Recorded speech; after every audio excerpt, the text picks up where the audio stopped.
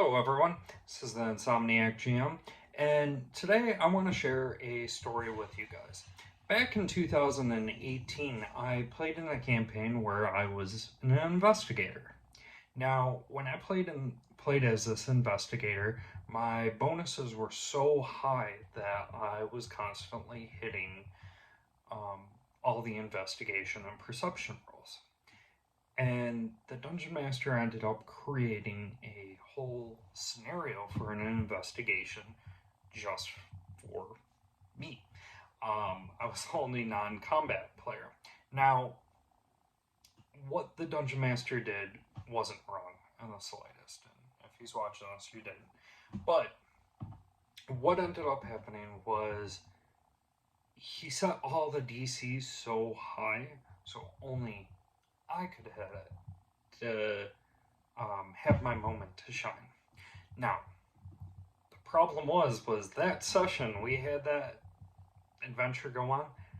I was rolling terrible. Dice are unpredictable. It happens. So what happened was we missed out on a lot of points to this investigation, and we had no more leads. Now, because of that, we were kind of stumped and didn't know where to go in the game. And it wasn't the Dungeon Master's fault.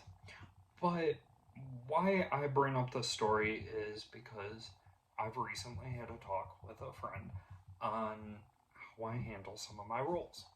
Now, when you play your games and there's a DC, let's say in an investigation, let's say there's a piece of paper, a letter written in one of the drawers of like an office.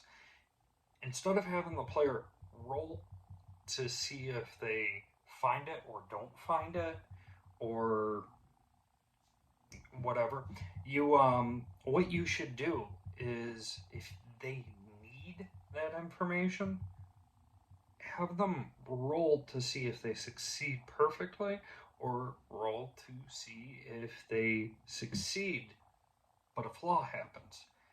Like, what if they find the letter, but they fail the roll, so when they get it out of the drawer, they read it. They have this knowledge, but they smeared the letter, so now they destroyed some of the evidence. You don't need to make the failed roll an automatic failure. And the reason I brought that up is I was playing in my Marvel game, and I had my players want to show off their powers to NPCs. And they asked me, well, what do I roll? I'm just creating fire. I'm just controlling magnetism. But that's your power. You're not going to fail. I'm not going to make you look stupid. Your characters are awesome. They're heroes. I want to see them succeed as much as you do.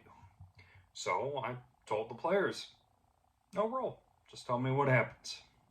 Later on, when one of the players was inside of a burning building and wanted to control the flames to stop the burning and that, they asked me, what do I roll? Well, I told them roll, and if you succeed, you succeed. But if you fail, you're going to succeed, but it's going to take more time. And I can't quite remember. I think he might have failed the roll, but he still had that moment of awesomeness, Like, even after the game, he talked about the way we described him pulling in the flames. Yeah, I'm pretty sure he did fail that. I could be wrong. But he's gonna probably watch this video. He'll tell you in the comments. But yeah, he ended up succeeding, but it took him longer because he failed the roll. So, just a little advice to other game masters, dungeon masters, and whatnot. Failure on a dice roll doesn't mean absolute failure every time. It could be success with a flaw, another type failure, So that's just my little advice, and let me know down below if you prefer me showing my face or if you like seeing the books and just focusing on what's in front of you. But take care, everyone.